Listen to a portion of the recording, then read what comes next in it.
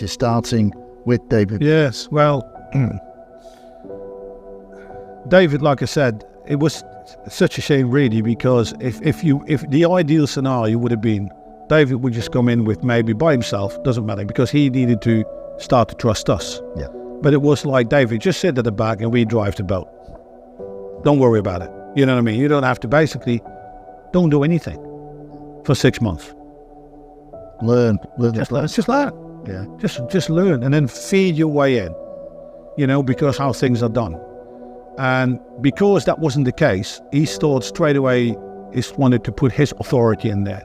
This is me and this is that and this and that. And when things are then suddenly are different, and you know how it goes, players will start to question it, and then it starts to sort of break down bit by bit by bit.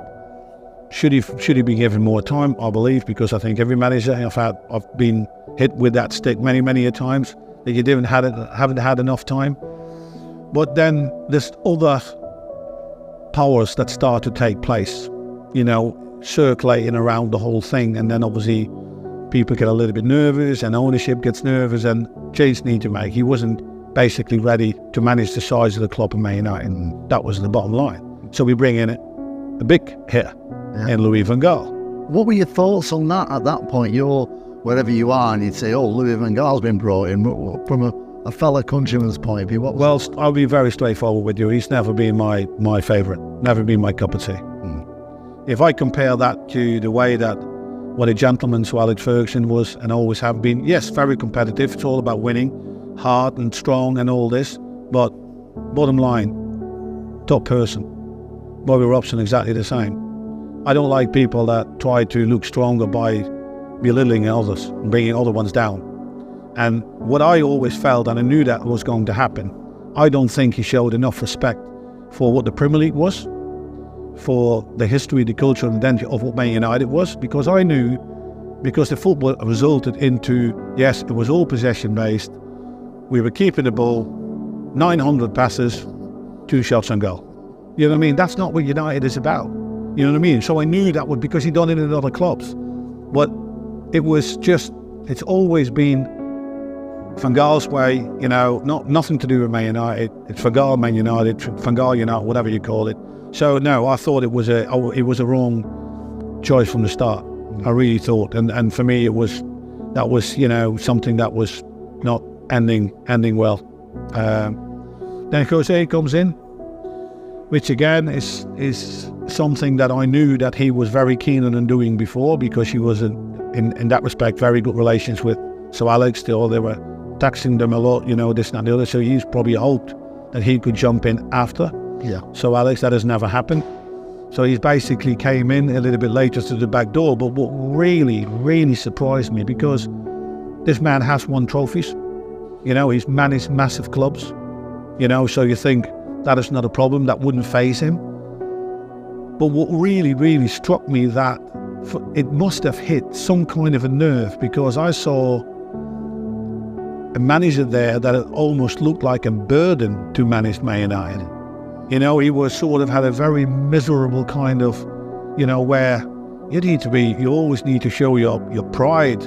You represent the fans more than anything. You represent Man United, the club, the brand. And for some reasons, that has broken down in the background, that he wasn't happy about.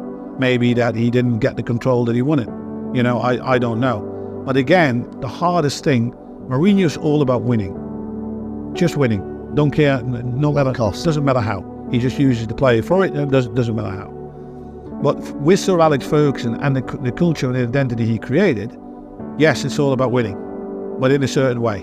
And we've got an obligation to entertain. And that is what we're going to do. So we are going to be, and that's going back to what I said, the ingredients: pace, power, penetration, unpredictability. That's in there, you know what I mean? And the hardest thing is for Man United is to win, to be successful and play in an attacking, attractive way. That's the hardest combination you can find. And we've had that at that particular time. Not every game, but most of the games. Because some of the biggest compliments that I felt in those 6 years, when I met fans from other teams that were saying, well, René, I'm not a Man United fan at all. Absolutely, I hate them. But to be fairly honest, you play some good football. Yeah. I'll love to watch you play. Yeah. That's a big compliment. But it's similar now, when you see other teams play, when, Liverpool plays great, or City or Arsenal, whatever it is, that's just the love of football that you got. But that's where, again, Mourinho got stuck.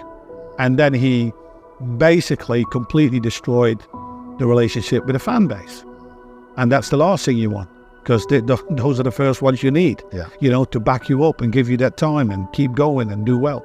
So then to follow up with Ole Gunnar was a sort of a sensible choice to say we bring somebody in that the people can resonate with, and he knows what the club's about, he knows what he knows the ambition standards, expectation standards, responsibilities. So he knows that. Was he ready as a manager to take a club so far? Probably not, but he knew the club, and initially it was only for a short period of time. But because everything sort of went well and people were happy and all that, well, let's give him a long-term contract. And then the key is, the most important thing then is that, have you got all the attributes to making sure that now, have you got the vision to make sure, and the strategies to get United established in that short term and long term. Short term, he did it. Now, can we push through?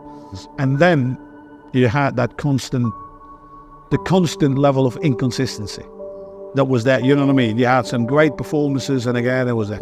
And that has not disappeared. It's still there now. You know what I mean? Man United, yeah, great performance. Whoop, off we go again. Does that upset you? Yes, of course it does. Of course it does. But it's too drifted too far away. Like it has absolutely zero resemblance of in the time that we have, what we had. None. And the fact that the constant unrest that is, driving. So somewhere down the line, there is still that cloud that, over the past, you know what I mean? So Alex Ferguson and all that is still there and hanging there, and the success. And, because Rio, Gary Neville, Scholes, Owen Hargreaves, all the pundits, they fuel that. Then you got the massive uncertainty and the unclarity and, the troubles with the Glazers and the ownership that's there. Where is it going to go, and whatever, all the problems that take that. And then you got a misfiring, a malfunctioning team on the pitch. So it's a cocktail and a recipe for disaster, really, which we're at. Whereas every team, every organisation drives on two main pillars: stability, continuity. So Alex Ferguson, when he started, he had a rough time to get it all going. But when we had it all going, the stability and continuity was always there. And continuity has to do with the vision. How do you see your team being successful now, in 5 years' time, and beyond? The stability is with the people that put that into place. So making sure that you got the right people around you with the right expertise, the right experience, and the longer they are together, the stronger it becomes. And that was exactly what Sir Alex Ferguson has. Now, the first thing that goes was this. So stability is gone. So then you start to wobble like this table. You know what I mean? All the way through it. And that's it, 100%. Yeah. And that's hard to get back.